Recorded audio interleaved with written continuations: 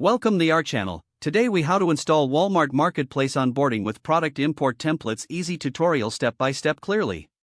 To begin the Walmart Marketplace onboarding process, first, access your Walmart Seller Center account.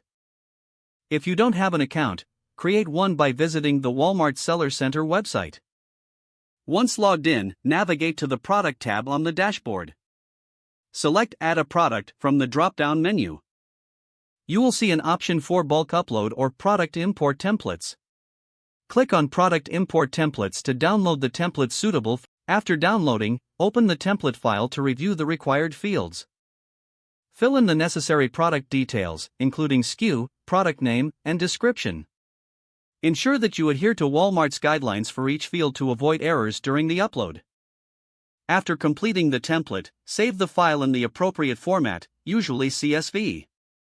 Return to your Walmart Seller Center and go back to the Add a Product section. Select Bulk Upload and then choose Upload your file. Browse your computer to find the completed template and select it for upload. Click the Upload button to initiate the import process. Walmart will process your file, which may take a few moments. Once processing is complete, you will receive a notification regarding the status of your upload. If there are any errors, review the provided error report to see necessary corrections. After making the required changes, re-upload the updated template. Once your products are successfully uploaded, you can manage them through your Seller Center dashboard. Make sure to regularly check for any updates to the product information or additional requirements from Walmart.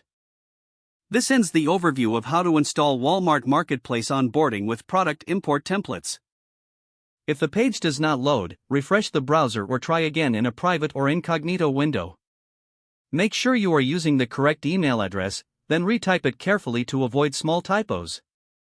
If your password is not accepted, use the reset option and create a new strong password you can remember. Check your spam folder for verification or security emails, then complete any requested. Enable two-factor authentication if available to improve account security and reduce unauthorized access risk. After signing in, review your profile details so your contact information and settings are accurate and current. If you see an error message, note it down and try again after restarting your device and internet connection. Log out when you finish, especially on shared devices, to keep your account and payment information secure. If the page does not load, refresh the browser or try again in a private or incognito window. Don't forget to like this video and subscribe to our channel for more step-by-step tech guides.